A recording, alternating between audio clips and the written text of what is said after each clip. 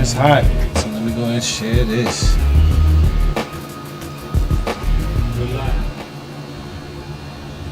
Yeah, microphone check 1 2. What is this? It's B Michael here with Shifting Paradigms Business, and we are live here on KUAW Radio, brought to you by the Black Family Technology Awareness Association at the W.E.B. Du Bois Learning Center. I got my man Baba G's on the ones and twos, always keeping it up, Respect. Holding it down for the people. That's right, that's what we're doing. Got an in the studio guest, got one on the way too. Very excited about today's paradigmatic. We're going to be dealing with firearm paradigmatics, man. I got the one and only brother, Indigenous Zai, here today. What's up, my brother? Hey, Black Power family. Glad to be here. Blessing to be here. Blessings to everyone. Blessings to everyone. Black Power family. Yes, sir. Yes, sir. And we're going to definitely get into a whole bunch of meat today. Want to dedicate this show first and foremost to the one and only Huey P. Newton, the founder Black Power. the Revolutionary Black Panther Party out of the Bay Area in Black Power. California. Shifting paradigms, you know what we're about. We're all about stimulating that critical thought in order to realistically redefine our narrative and positively reshape our reality through dialogue with that good Kuji Chaga Leah. That's right. And so today, before me, to my listeners, we got the feature, like I said, the brother, the general, Indigenous Zai, the son of Kansas City, Missouri. He is the member and the commander of the Revolutionary Black Panther Party, Kansas City, Missouri chapter. He is also the owner of the Revolutionary Black Panther Party, KCMO LLC. He joined the RBPP in 2012 and became the commander of the Kansas and Missouri chapters in 2015 by the founder of Ali Muhammad. He is a social worker, a political activist. He is a firefighter and a paramedic. He is an Army Combat Medic veteran, and he is the recipient of the Lillian Wagner Peace Prize Award as a 5th grader. Yes, sir. Yes, sir. Oh, man, what a blessing. Big up to you, man. Big up, B. Michael. I appreciate that. Man, you could bring them on, can't you, brother? Yes, sir. I appreciate that. You didn't leave anything to the guessing. That's what's up. Definitely. So, just let us know, Indigenous Zai, right? Sure. Like, how does that come about? You and your development and your journey into identity, into culture, into Sure. revolutionary consciousness. Sure. Take our listeners on this journey to arrive to where we are today with Indigenous Zai. How I got to Indigenous Zai, brother, very good question. I've always wanted, you search for those questions. When you look at the thing, my foundation really started with the whole Mike Brown incident. And I began looking at that, and I'm wondering, how are we anchored to such a rich history, but find ourselves in this paradigm that we are in now, this societal damnation that we find ourselves in now. And our history here in the United States was taught with slavery. Our history started with those ships. Right. And so when we began to ask ourselves who we are, we began to find that we are indigenous to certain lands. And so I wanted to make sure that I represented, in the Black Panther Party, we believe in demonstrating, not demonstrating. So when we lead by names, we lead by example. And one of the things that were first taken away from us was our name. So I wanted to give something back to myself, but being connected to our people. So indigenous is who we are. Indigenous is where they found us. Indigenous is where we will always be. Right. Now, the Zai name comes from, the indigenous people of the Americas.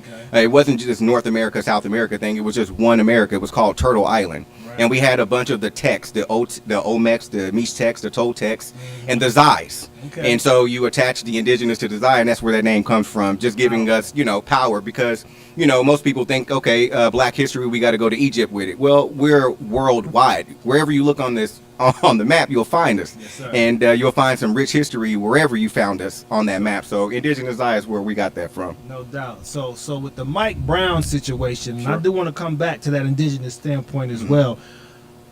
So just take us back to that period of time, like where you were, what you were doing, and then how it impacted you. What did it cause you to do in response, not reaction, in response to that particular situation? Because I can recall what I was going through and some things that it prompted me to do in terms of my writings and stuff like that, and just some community efforts as well. But like, speak about it in your terms of relation. Definitely. So with the Mike Brown thing, you definitely didn't want that shifted here in Kansas City, and that was St. Louis. So it was just a hop, skip, and a jump. And we're under much of the same state laws that St. Louis has. So, you know, there's a trend that follows St. Louis. When their crime goes up, our crime goes up as well. Whatever their police get into, our police get into as well. And so we're connected that way through all of the community. So when I looked at that whole Mike Brown thing, I was like, I'm not going to wait till that story hits my front steps or my family or someone that I know front steps. Like, we don't have to wait until that day happens. We can do stuff right now. We don't have to get to the point of wanting to burn down the city or protest against the police or demonstrate and take time away from our families and work and castigate ourselves. You know what I mean? And so for me, it was, how do we become a collective? How do we prevent this from happening in our neighborhood right now? What are some of the tools that were used by some of the ancestors? So when we talk about revolutionary philosophy, we studied revolutionaries, and this has happened in every civilization in each one of our generational eras. This same thing has happened from the slave catchers to the police that they are today. This same thing has been happening. So there's nothing new under the sun. We just studied some scientific data and some archaeological data and came up with some solutions that we can bring to our people to solve this issue. Powerful. And so I wanna still ping on this. Sure. There's a term that I came across some years ago called democide, right? Sure. State-sponsored terrorism and murder of populations, right? And this is a global phenomenon. It's not just something that we're seeing it right now. Right. So speak to that also in light of fratricide, man, because when we look at firearms paradigmatics and we're looking at, you know, populations where we find ourselves, you know, and of course we know that, you know, what do they call it? Intercultural crime. Sure. It's a natural byproduct of society because that's who you're around, right? Correct. But speak to that in terms of like what have you found to be some of the dilemmas, the issues, and even the root causes of some of the maladies that we face in society, both from the state-sponsored terrorism, but also the terrorism that we perpetuate against ourselves. Gotcha. I could speak all day on the state-sponsored terrorism, but, you know, whenever we talk about this, you know, we talk about things outside of our community impacting our community. And then inside of our community, you'll have a large group of people saying, well, what about black on black crime? You know, what about poor people versus poor people crime? And what I would like people to realize is that you can overlay a map of the poverty map of Kansas City. You can overlay that map with the crimes that are happening in the city. And where poverty is, you're going to find crime. Wherever you find failed politics, you're going to find crime. You know, and so whenever you see a red line community, everybody, the welfare state did something to the black family that slavery could not even do. So when we talk about gun violence, we really got to concern ourselves with the scientific data of it all, the chronology of it all, because one comes before two. We can't judge ourselves at the 9th level when we don't know where number one started. Right. So when slavery ended and Jim Crow came in, I know I'm taking people a few walks back, but after Jim Crow, we had the welfare state. And what did the welfare state do? It said that the black man could not be in his home. If the black man lost his job, he would voluntarily leave home in most cases. So, you know, when we look at that situation where we're saying over 75% of our kids right now are being raised in single mother households. Well, back in 1966, that was 30%. Prior to that, it was even lower and even lower. So what happened? We had the welfare state come in and kick the black man out of the home. And so you could no longer raise the black boy to be a black man. See, there's a thing called rites of passage in our culture. You understand what I'm saying? And we've been through this. If you were born in the 60s, 70s, and 80s, every summer you left and you went down south to reconnect to where your people came from during the Great Migration. Our people don't do that anymore. When you and I grew up in the 80s and 90s, we grew up in neighborhoods. So when you did something on one block, it already made it back to your house before you made it back. Your principal can sign off on a waiver to whoop you or discipline you. You understand me? So we had accountability, and so we're lacking that accountability now. But where it started was you took the leader out of the home, right? And now we're talking about ourselves as a castigated group of people who have failed under the thumb of this failed politics, because we could never get the father back into the home. Right. You know what I mean? And so definitely that's where we can trace this back. And then after we get the welfare state, we get the war on drugs. I don't know a war that don't come with guns. And so we never flooded our communities with the drugs, and we never flooded our community with the guns. They were introduced to us but it was introduced to us as a social construct. They told us that we were the Negro. They told us that we were the so-called African American. Well, that's a social construct that we've always been trying to live up to. So when we're judging ourselves, we're not judging the black family who loves the black family. We're judging ourselves as a fractured black family. And that's not, it's not fair. It is a reality, but it's not fair when you don't consider all of the things that led up to this. So this wasn't a self-damnation. We are a people about self-determination, right? We want to see that our people come up. We've done nothing to destroy the black community. Now, I will say that we take accountability for the things that are playing out and continue to play out. When we noticed who gave us the plan to destroy us ourselves, then we really gotta, okay, now we gotta link and we gotta identify who is the people and who is the enemy. And so, you know, when we get into the politics of it all, we'll start talking more about that, because I think that's very important. Right. You know what I mean? That political work. Everything, gun violence is a social justice issue. It's a racial justice issue. Right. You know what I mean? It's not just a simple black on black crime thing. It is a ghetto. Yeah. And when you read Mein Kampf by Hitler, you would understand what a ghetto is. You would understand that a ghetto has a design, like a highway that encircles the ghetto. Right. You understand what I'm saying? Right. The fluorinated water in the ghetto, the poor education, the brain drainage of the ghetto. Right? So you don't have these people that are now going to be a part of the American dream, but always a part of the American struggle. A nightmare. A nightmare. Yes, sir. Right? And by the struggle, by definition, is to make a forceful effort to get free of a restraint or a restriction. Right? And so when people say that we're resisting, you have that wrong. That's the ideology of Europeans. Right. We are struggling. Right. Right? But there's a proper way and an improper way to struggle, and we'll get into that more. And resistance. And resistance. Very much so. Very much so. Absolutely. Very much so. We got a comrade that just came into the interview.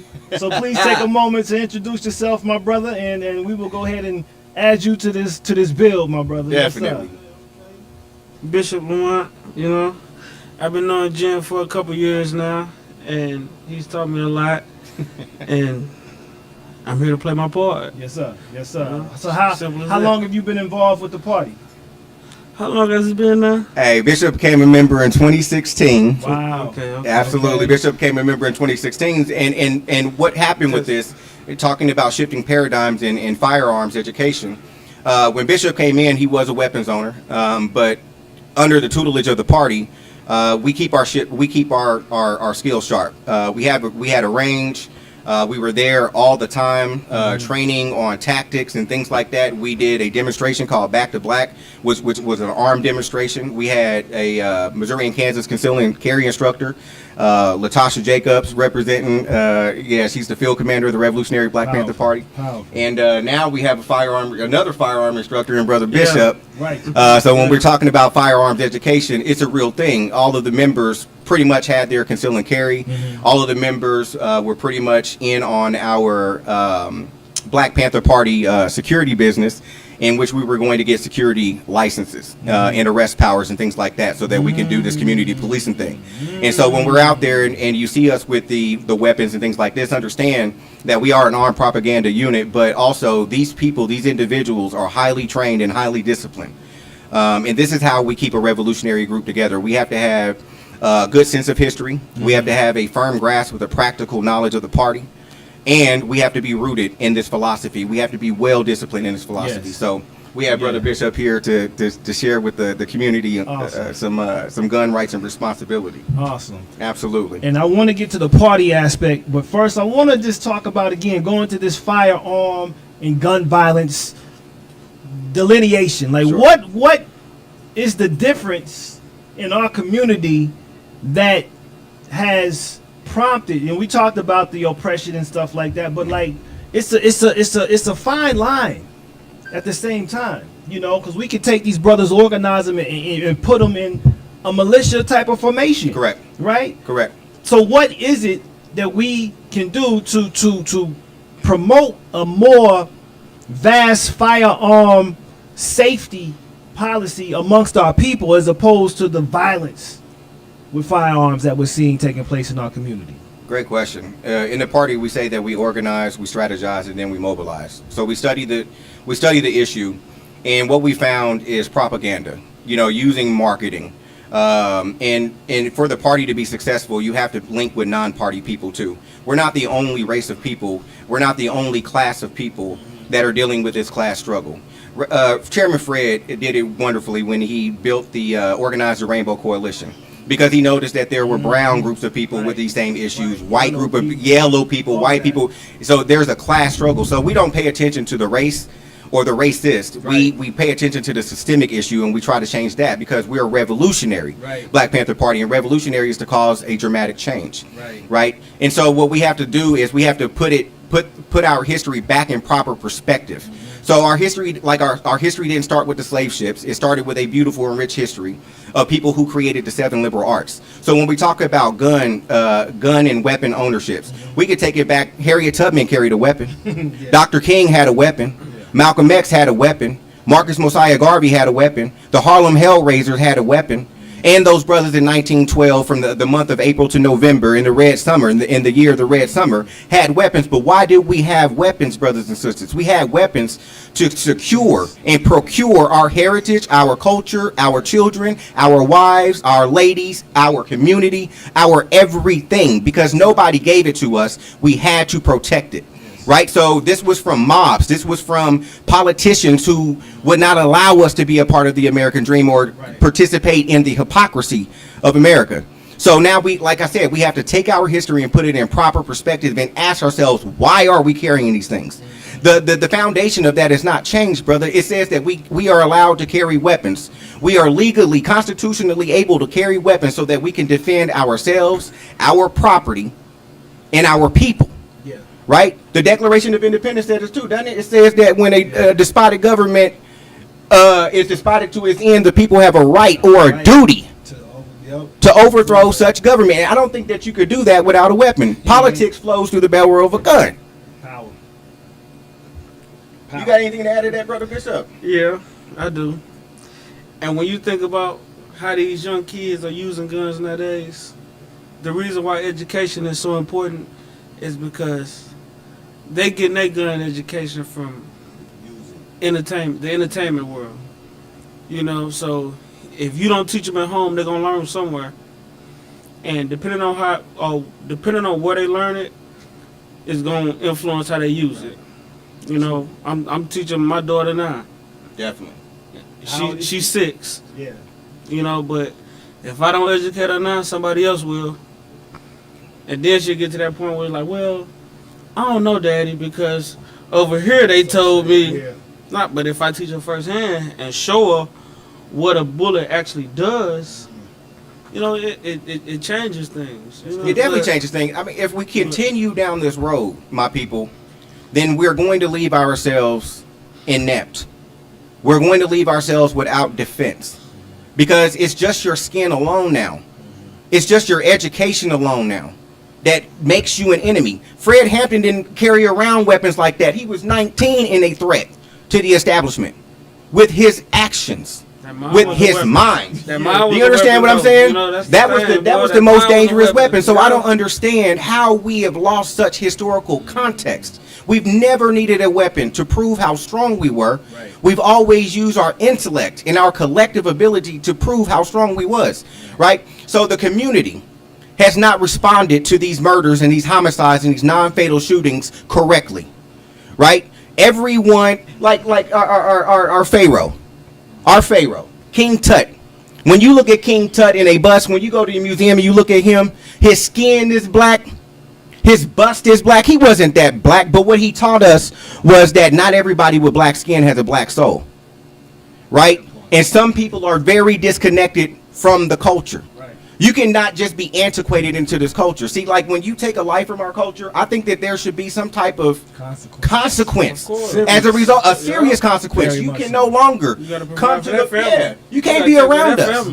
You cannot be around us. There has to be restitution to the community. We are not responding to these homicides appropriately. I know it like this. Anything we want to fix in the hood, we can fix it overnight. Right. Anything. Because the problems are not that big, especially if they're our problems. We can't A church is not going to fix this. These entertainers, aka leaders, are not going to fix this. And credit to the brother Bishop when he was talking about the entertainers are teaching our children how to be citizens, as opposed to political leaders, social leaders, and activists. You understand? Not the overnight activists, but the real activists that are teaching our children. Right? Teach your children the Black Child's Pledge. Right. Instead of the Pledge of Allegiance. Right. Tell them to recite that thing. Tell your children to learn the 10-point program, the Black People's Constitution. Powerful. Right?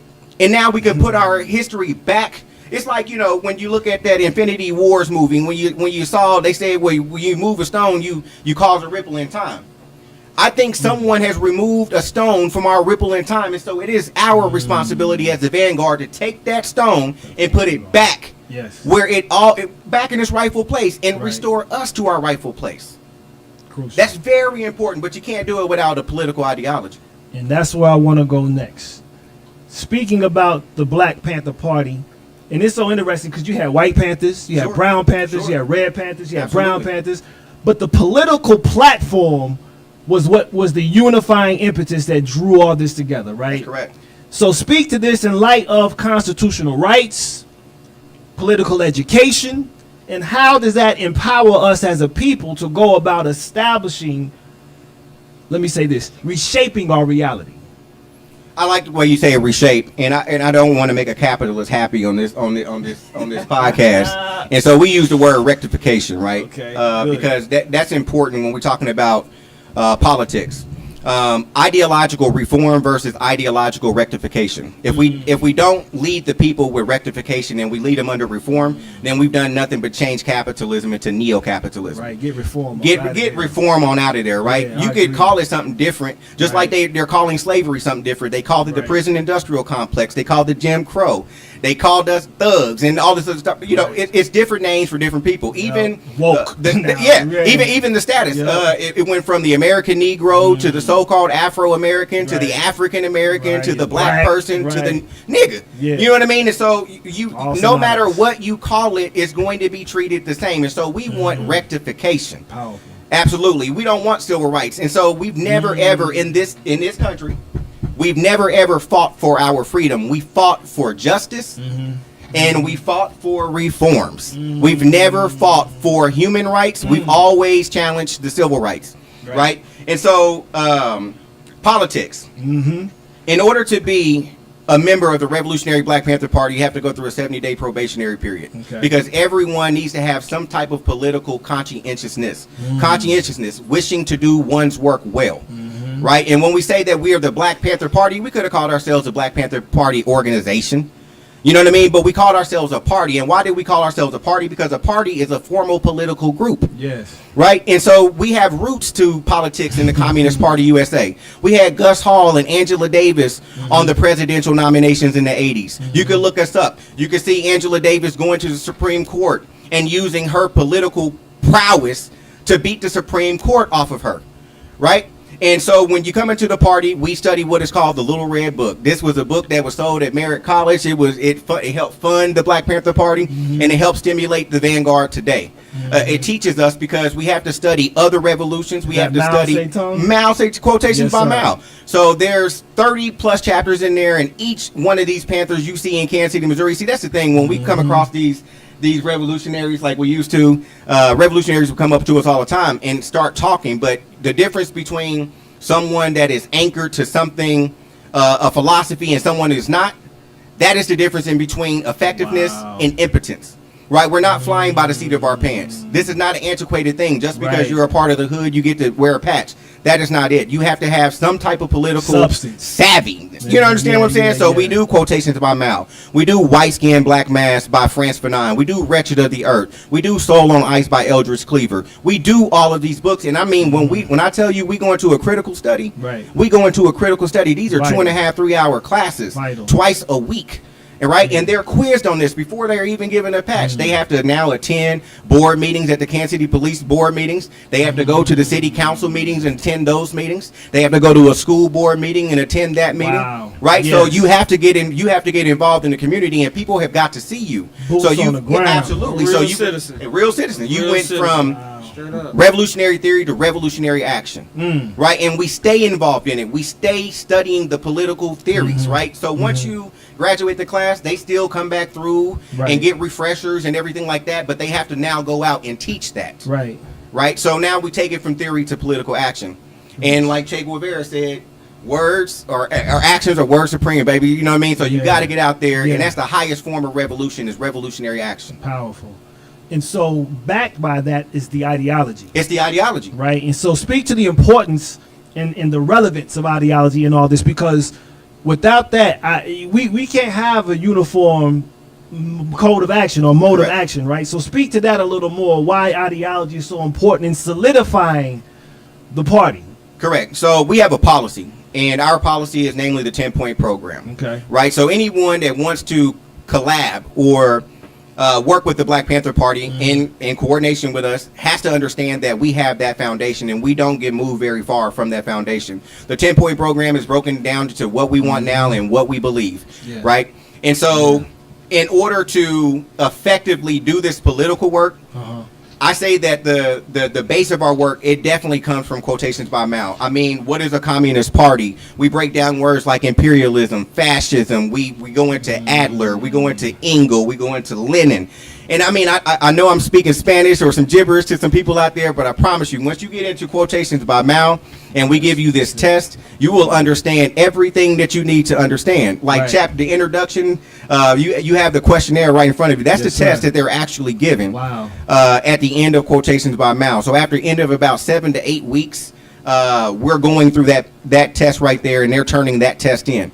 So when you ask the question like, okay, what is it that you need in order to make this coalition great, in order to rebuild the Rainbow Coalition, in order to rebuild the Vanguard and restore it to its political party, and we pick up from where the Vanguard left off, not, starting over from scratch.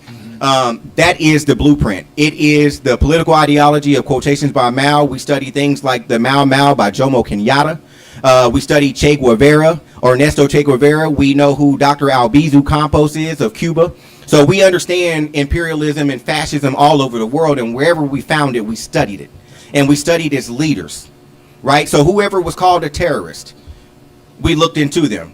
Whoever our enemy hates, we love. He's our ally. We love. Malcolm, that's Malcolm. We love. You understand what I'm saying? Whoever he hates, we love. And we get to understanding that, but we also understand our enemy too. So the first thing that we do when we begin working with another group or a non-party affiliate is we have to now understand who is the people and who is the enemy. Those are the only two questions that we have got to understand. Because now if we all understand who the enemy is, we can go on fighting for a long time, because this is a arduous, difficult, and tiring. This is an arduous struggle. It is very hard to do. The destruction of this party came because at the height of the party, we talked about black crime, black on black crime. At the height of the Black Panther Party, crime was down 5%. Down to 5%, not down 5%, down to 5%. Down to 5%, because there was accountability in the community. And the community was linked to that accountability. With education. With education. We had survival programs. And so it's no different than this Black Panther Party chapter. We have Feed the Kids programs. We have free workout programs. We feed the elderly. We're out there in the communities. Whenever we've heard about a homicide in the city, we've pulled up to the community's house. And we said, hey, brother, who did it?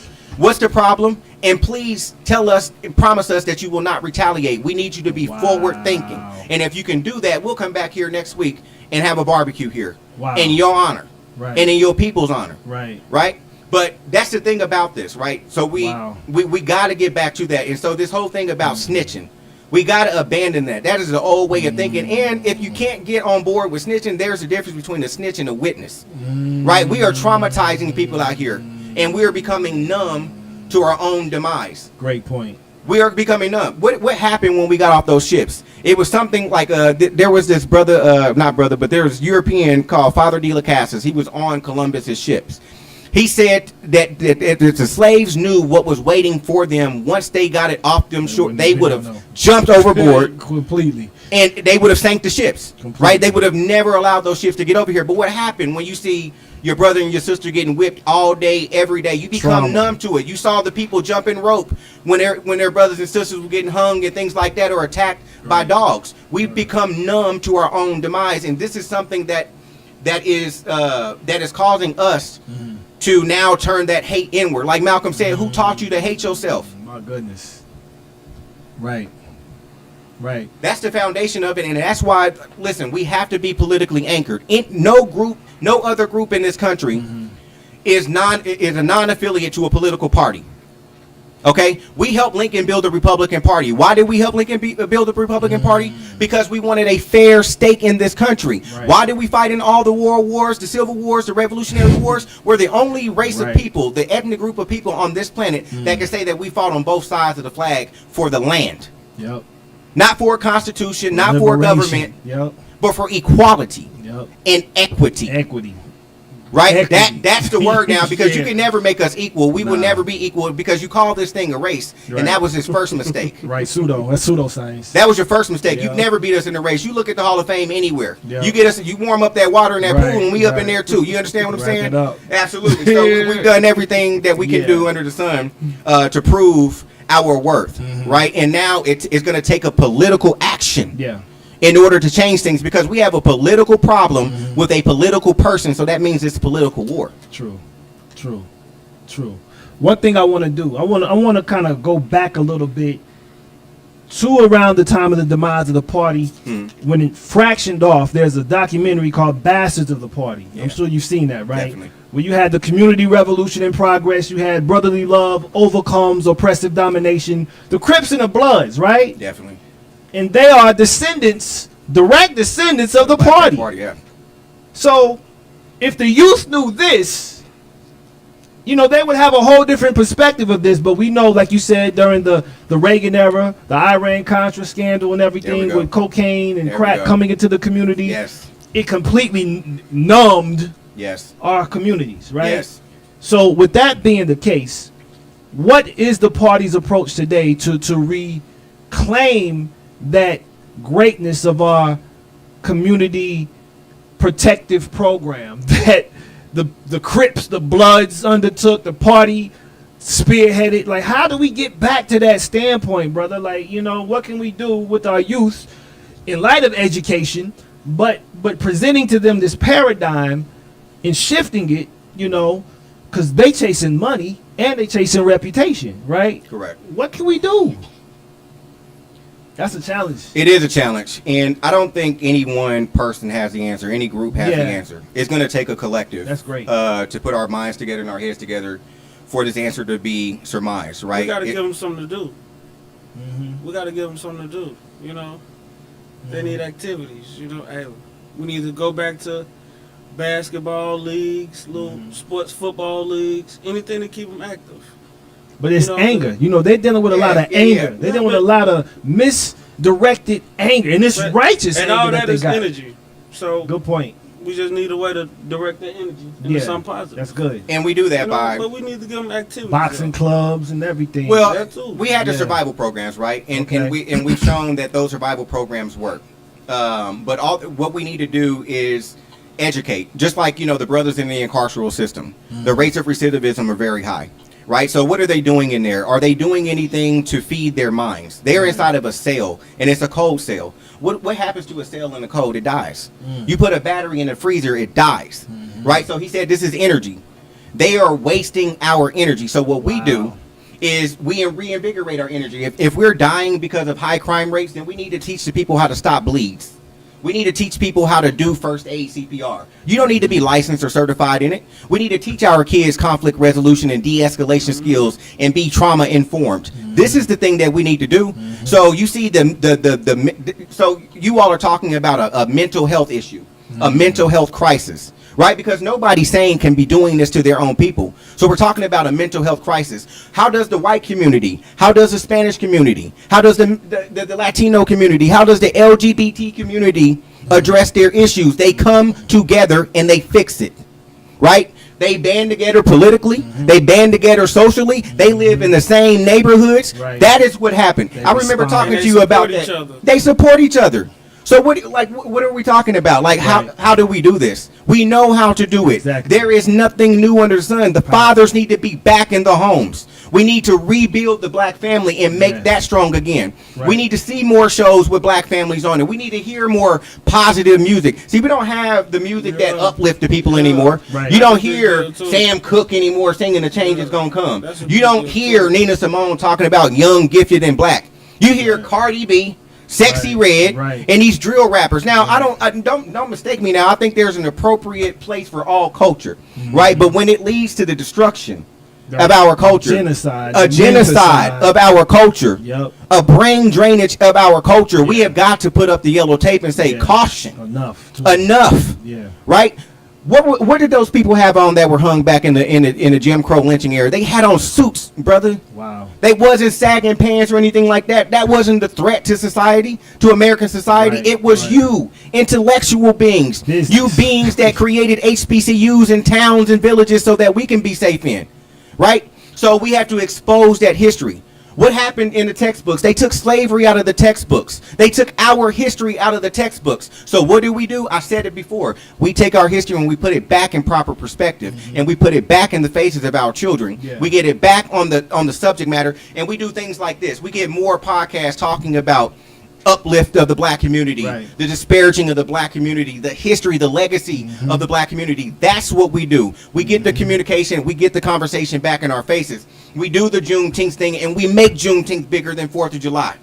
You understand what I'm saying? That's what we Yes. do as a collective. We Right. go back in our communities, and we don't wait for habitat or community, humanity. Humanity, You understand right. what I'm saying? There's Right. a lot of skilled people in our community. We can rebuild our own community. Right. We just have to understand what the community and who the people and who the enemy are. Truly. Truly. Is there a spiritual impetus that the party takes? Is there any type of spiritual awareness? Is it just more just come as you are and just add that to the fullness of Hey, soul? listen. Like, what do you all? How does that go? It's just like Malcolm said, and Malcolm wasn't no Panther, but he said it the best. He said that spirituality and religion is a personal Okay. relationship. Okay. That's between you and your creator. Okay. So your creator is going to endow you with the strength, the fortitude, and tenacity to come out here and join with your people who have talked to their creators maybe. And when I want to align with you, right? Maybe your creator is aligning you together. We don't know. Right. Right? But we're not going to let something, that's black skin, white mask. You understand what I'm saying? We're not going to let your Religion mask, is- absolutely. yeah. We're not going to let your Right. mask, It's an opiate in ways. absolutely. Very much so. We're not going to let that be a barrier. I get We you. have a class struggle. Right. We don't have a religion struggle. Right. We don't have a spirituality struggle. Right. We have a class struggle. We have a political struggle. Yeah. We have an ideological struggle. Right. Because we have bourgeoisie in our own community. We got some black folk Black that'll say, skin, "Oh, white well, why are man. y'all doing that? Why are y'all so mad? Why are y'all Yeah. talking about black white men on y'all necks?" Wow. It's the facts. Right. We could deal with the fact, and it's okay. Yeah. It's okay. We could deal with the truth and deal with it in a way that we're not shifting blame, but we have to understand where it came from. Right. Right? If you don't understand where it came from, we're destined and damned to repeat it again, brother. You know, and so that is the reason why we have to understand history. Yes. We have to understand the party and all of its facets. Right. And you don't have to be a Panther in order to want liberation for your people. True. But you have to want liberation for your people to work with the Panthers. Right. That's for sure. And, First. and we don't bend on that. And it's culture first, but humanity as well, right? Absolutely. And the Panther Party, what I appreciate, because I had to get hip to that, was like thinking it was just pro-black. Sure. And I saw your shirt you had, I'm not racist, but I'm righteous. Absolutely. And I think a lot of people got the misconception that the Black Panther Party is just like hyper national, Correct. you know. But Correct. we are a nationalist. You're a nationalist, hands down. But it's not an exclusivist to the point where, you know what I mean? Like, we don't deal with other parties and other individuals in order to go about liberation. Unapologetically black. And when we working in other spaces with non-Panther affiliates and non-black Right. people, we let them know that we are unapologetically black. Right. So we're talking to the black people in particular, but poor people in general. Okay, and so when the Black Panther Party say power to the people, we could have said power to black people, and we do say power to black people, but we Right. say all power to the people, because we believe, like Lincoln believed, that government of the people, by the people, for the people shall not perish from this earth. Right. That's the reason why we call ourselves a party. That is the reason why we have political ideologies, and that's why we say power to all people. And when we say power, power by definition is the ability to affect change as an individual or a faculty. Right? So if I wanted this light to go off, I would get up, I would go over there, and I would turn off that light switch. Now, the inability to do that is me sitting in this chair and not doing anything about these lights. but we have power. True. So Panther Point program number 1, it says we want freedom.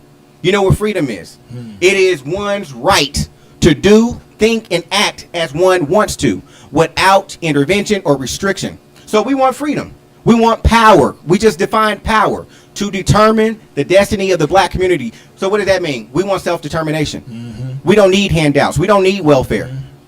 We need a plan that is thought of by us. What did Fubu say? For us, by us. We need a plan that is for us, by us. You cannot organize for us without us.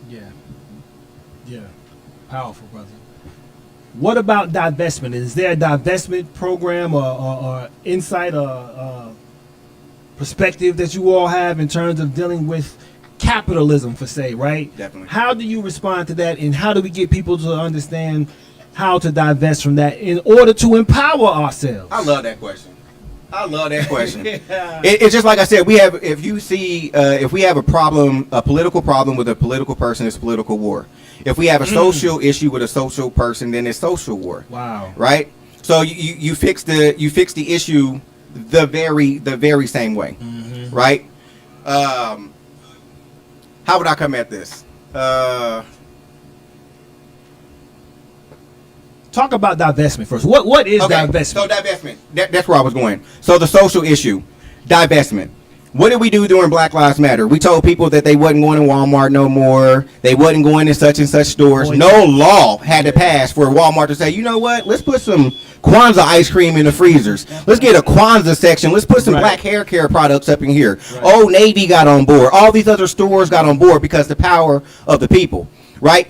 Dr. King said it best. He said, you go buy Coca-Cola and you go buy Wonder Bread and you tell them we ain't spending with you no more. Right?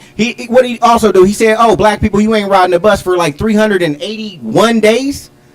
You divest politically. If Joe Biden said, hey, I always mess with the black people, and black people, you've always had my back and I'm going to take care of you. He didn't do it. Guess what? He don't get your vote anymore. Baba Kwame Ture taught that. Stokely Carmichael taught that in Lowndes County. He taught us how to vote. It ain't just getting out and vote. Thank you.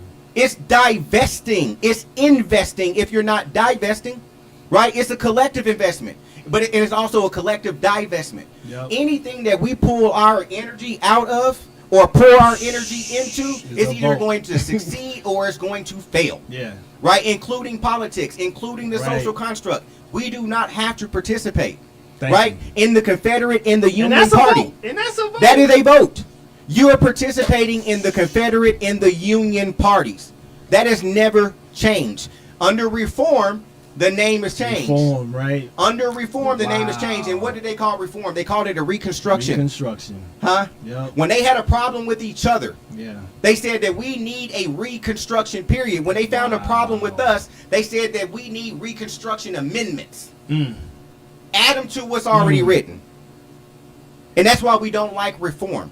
It needs to be rectified, but I'm talking about the entire global, destroy, rebuild, the geopolitical, the United Nations Security Council, the General Assembly, IMF, everything. the IMF, everything Name it. needs to be disbanded, and now it needs to be rectified so that it resembles the world that we live in today. Right? We are living according to shadow slavery. Representatively, Absolutely. yes, sir. There are so many laws on the books that will prevent us from ever attaining liberation, right? Like these covenants that J.C. Nichols came up with. They know about the truth wall divide, but guess what they said? They said that it's too much tape to undo, so we'll just leave it like it is. Wow, Who interesting. else right? accepts that? Right. It still participates politically, Yep. locally, and on the federal level, state and federal levels. Yep. We can divest. There's other parties. There's a Green Party. There's an Independent Party. We don't have to vote Confederate and Union anymore. We don't have to be that political football. That's a hell of a way to look at it. You understand what I'm saying? That's all that it is, It brother. is. They just changed the name. Point blank period. It Confederate is the and Union. Confederate and the Union. That's Yeah. the Democratic and Republican Party. Republicans. That's it.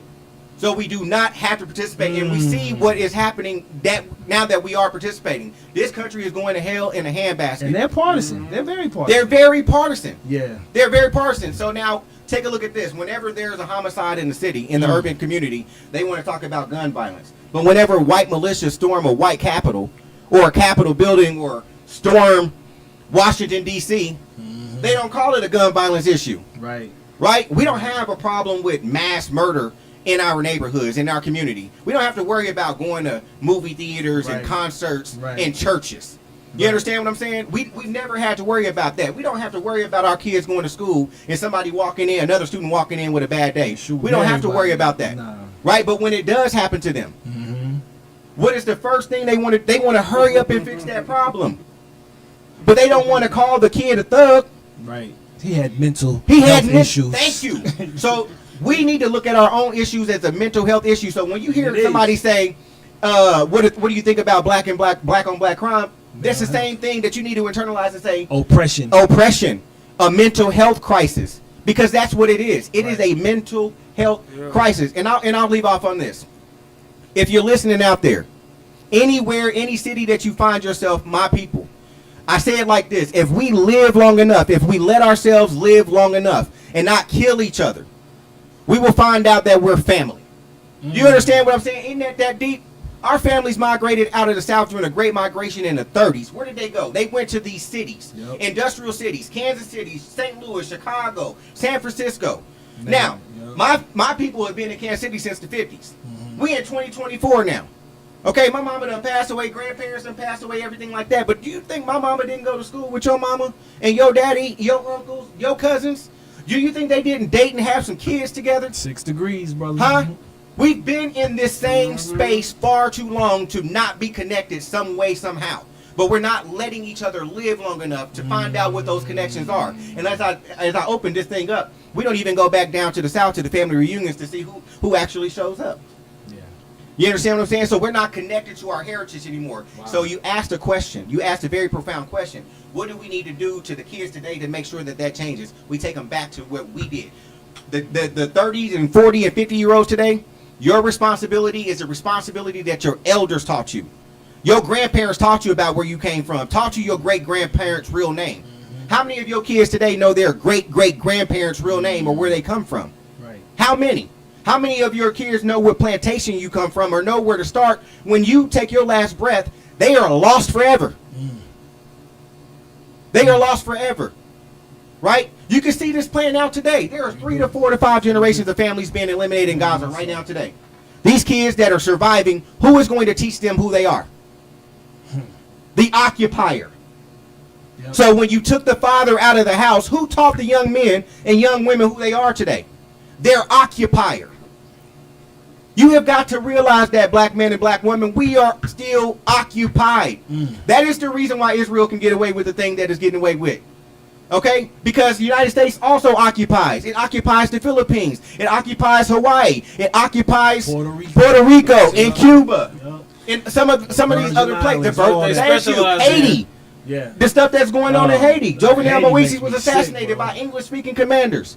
That makes Now me they have sick. a whole U.S. government, puppet government down there that the people rose up against. How is Haiti paying reparations to France? You see what I I'm don't saying? understand. That's crazy. I don't That's understand. absolutely crazy. It's ludicrous. It's ludicrous. But when the Pope Pope Nicholas released the papal bull Dum Diversus, he said that the Church of Perpetual. Portugal and the Church of Spain should go east and west and find infidels and reduce them to perpetual Perpetually. servitude. Until different. You understand me? Yes, sir. So it's perpetual. I understand. It's perpetual. So no matter how long you live, Mm. you're going to live under a certain system by a different name. And that's where that welfare system and the social security system comes into it. Birth certificates, all that stuff. But right? everybody's on welfare. White people just call it social services, uh, public assistance. public assistance, right? They call it something. They call it something different. Right. But everybody in this country is That's on where it welfare. came from, though. It Absolutely. came from that. And more of them on welfare today. Yeah. More of them are on Just think welfare of Brett today. Favre. What did Brett Favre just do? Do you understand what I'm saying? And he ain't in jail. He is not in jail. They're not gonna go. Right. But it's the same thing that we're talking, everybody's saying the whole Trump thing. Felons can't vote, but felons can become presidents. Picture that, right? It's a cold game, ain't it? It's a cold game. It is a cold game. It's arbitrary, and this is where you actually see chaos as opposed to law and order. You talk about law and order. The Constitution has been completely desecrated, Correct. and that. My argument is this: the more we become aware of our constitutional rights, the more we can return to our indigenous consciousness, because it sets up for us to operate to experience our liberation. Well, Dr. Huey Newton and Bobby Seale, Chairman Seale, did come with a 10-point program. It is also known as a constitution.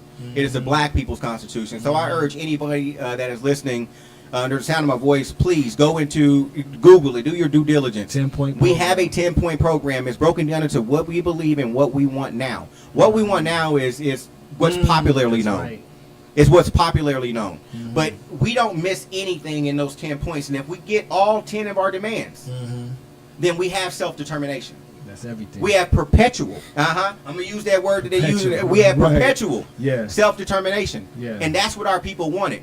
You don't think that we've never tried to fix our issues? You don't Right. think that we've never tried to fix our problems? Right. Have you never heard of Chicago or Rosewood or Greenwood? Hands down. We've had this. We've had Yeah. communities in vibrant neighborhoods. Have you never heard of the Urban Renewal Plan? Which since 71, if you grew up in Kansas City, I lived between, where 71 is running through on 27th Street. My grandma's house is right there. Knocked that house down and built 71 right through it. Displacement, right? Right? But it built these highways all over the United States through United States black vibrant neighborhoods. Right. Intentionally. Intentionally. Right. Right? Because now those vibrant people have got to move out of the black community, right? And so you Gentrification. leave the poor. You take the middle class out of the poor community, Mhm. right? And that's one of the things that we need to do as well. Wow. We need to teach the black middle class that they should be linked with the poor class, because there's only the rich and the poor, the have and the have-nots. Period. You're either with the people or you're not with the people, Right. and that's on period, right? So there is no more middle class. That's a challenge. That's a challenge, because that talented tenth, that petty bourgeoisie is You a understand? challenge, brother. That's a challenge to reach them. It is going to be a challenge, but see, Not now to say it's not insurmountable, but it is. It isn't, right? Right. Because they want to lead with education. Who went to college, and that's the person Right. that's going to lead, Right, and things right, like that. right. No, we believe in a more democratic ideology, and that's how we Egalitarian. Absolutely. Yes, and that's how sir. we resolve contradictions. We resolve contradictions That's great. as socialists. Yeah, scientifically. Right? Scientific. I get There it. you go. Oh, I get it. That's how we do that thing. I get it. Right? So, yes, sir. like I said, we don't fly. Even if I wanted to think differently, Mhm. and sometimes, brother, I do think differently, Mhm. but we are anchored Mhm. to a political ideology that has been tested and true. Proven. Nelson Mandela followed quotations by Mao and liberated South Africa. Every leader has used this book. Fred Hampton used this book. Paradigms. Do you understand? Yes, sir. So when we're talking about social phenomena, Yeah. when we're using scientific terms and data to understand our condition. When we get into Frantz Fanon, black skin, white mask, Right. we start understanding the ego, the psyche Yeah. in white society. What happens to the consequence of colonialism. Exactly. What Yeah. happens to the ID, the me, the superego? When people ask us about gun violence, they're asking us an ego question. Wow. What is wrong That's with Dr. ego? Cress Wilson. Yeah, thank you. Yes, sir. Thank you. The ISIS papers, right? Yep, So 100%. there's nothing new under the sun. We've studied And the this. blueprint is here. The blueprint is here. Yeah. We just need to follow it, Mm. right? That's and good. if you do not follow the blueprint, then you're going to destroy your people, and you're going to usher in a new form of capitalism or colonialism. You're going to lord over your people, and you're going to destroy your people. Wow. And a European said this: when the needs of the people are not met, unrest will happen. Yeah. Right. Period. Period. What else you gonna do? And you see that in Europe, you see that in Africa, you see that in South America. You see the unrest, Thank you. right? Thank you. But it's discipline at the same time, and we need that discipline. What I'm Correct. listening to, everything that you're saying comes down to us being self-disciplined. Correct. And that's the key to really unlock all this greatness. And criticism. We have to be able to self-criticize. That's good. Right? We have to Analytically. be able, Yeah. this is like the Bandung Conference in the 60s. Mm. Malcolm gave birth to this idea. He said, we need to have a family talk. Right? them doors. Close them doors. Yeah. We need to have a family talk, and we need to talk real. Right. Like when we have our family talk, this is what I want to know. Mm. If the Panther Party went out and caught a member of our community that committed homicide, what do the people want to do with them? What do the people want to do with them? Due process, Due right. process, right? Yeah. We can go through and we can catch the drug dealers and the people that are, peddling the poison to our people. We can do something about that. What do we do? Mm-hmm. You understand? So, like, we talk about divestment. What do we do when the police goes away, when the jails and the prisons go away? What do we do with our own? How do we maintain order? How do we maintain law and order? Mm-hmm. You have to have it. Yeah. You have to have discipline. You have to have a code of ethics. That's great. Yep. You know what I mean? And we don't have an answer. But I tell you what, here is the answer. We have to be together to figure it out. Unity. We have to be together to figure it out. Right? Because if there's one seed of dissension, a capitalist will pull on that thread until this thing all expose us. Yeah. Right? Expose our weaknesses. That's what happened with the party, right? You say, what do we need to do in order to bring this back? Right. We need to learn from the mistakes of the past so we don't befall the same perils. Right. We understand Operation MK Ultra. We understand Operation Brown Mail, right? Where the feds were sending mail that was written from this group to that group, to the Crips and the Bloods, to Malcolm and Martin, and showing COINTELPRO, right? We need to learn to get around that. This is the reason why when people saw the Revolutionary Black Panther Party, absolutely. Our own ideology. In our own, that's everything. That's what I mean. But that's where we have to secure our future is ideological. We have to root it. Root it. We have to root it. Okay. Right. That's good. I kept using this word anchor for a reason. Okay. Right. We have to be nationally anchored to a political group. This is the reason why we found solace in the Communist Party USA. Okay. Right. It fit the narrative of all of our demands. Politically, we could meet all of our demands. Right. We could get them. Yeah. It's attainable. Yeah. But it's not attainable if we continue to participate in the Confederate. In the Union. In the Union. You understand me? Yeah. It is not attainable. Let's do this because we're past the hour. Let's wrap this up, right? Let's leave with some closing thoughts that you want to share. And then we'll go ahead and how can we contact you all? And then we'll just sign off from there. All right, sounds good. Brother Bishop, you got anything you want to say to the people? Closing thoughts, my brother? Well, the biggest thing I can say is, as a parent, what do you want for your children? You know, just think about it like that. What do you want for your children? You know, we all want the same thing. It's strength in numbers. 10 work make the dream work. Like this. Rich. You know, one more thing. When you think about what these millionaires do, they make money collectively. But at the same time, they send down that message. You got to do it as an individual. Psychological warfare. Let's stop playing their game, basically, because that's why we losing. We trying to win at their game, and we got our own. We got our own. Black you know, power. we trying to win at their game. Black power. You know? Powerful. Well, family, this has been real. I want to say that, listen, there are strength in numbers. The Revolutionary Black Panther Party, the Vanguard. There are a lot of black liberation groups out here.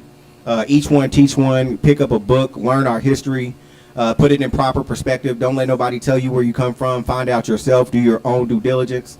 You can reach us at rbppkc@protonmail.com. You can reach me at indigenousi@protonmail.com.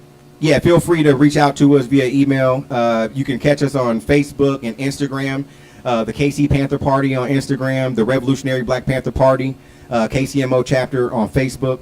You can reach us there. If you're interested in getting some of this political knowledge, we're going to put together the Revolutionary Theory courses for Tuesday and Wednesday. I think they start at 6:30 to 8:30 or something like that. Okay. As we get closer to the date and putting those classes back online, we'll let the people definitely know. But there's definitely strength in numbers. If you're interested in joining a proletariat struggle, then we are definitely looking for individuals like you.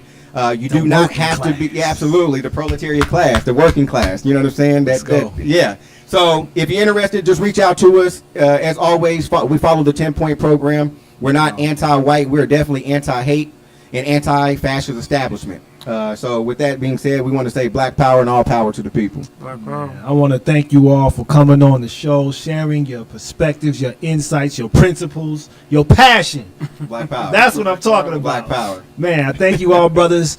This is B. Michael here with Shifting Paradigms. We'll be back in 2 weeks. We got my brother Ryan Harvey, Dr. Ryan Harvey, coming up. Yes. We just came from the Strongest Man in the Room conference that took place this past Saturday. Powerful conference. I actually attended it myself. got poured into, needed to get poured into, haven't been poured into in a while. So I was thankful for the brother to really, share and to just attend that, had that opportunity. But I want to thank you brothers once again, coming on Shifting Paradigms. We appreciate you, brother. You're doing Man, good work. we could definitely come back on and just continue this at another time and just continue to build and just make this happen for our people, man. So B. Michael here at KUAW Radio, brought to you by the Black Family Technology Awareness Association at the W.B. Du Bois Learning Center. Signing off. Peace and power. Shalom and shalom. Yes, sir. Yes, sir.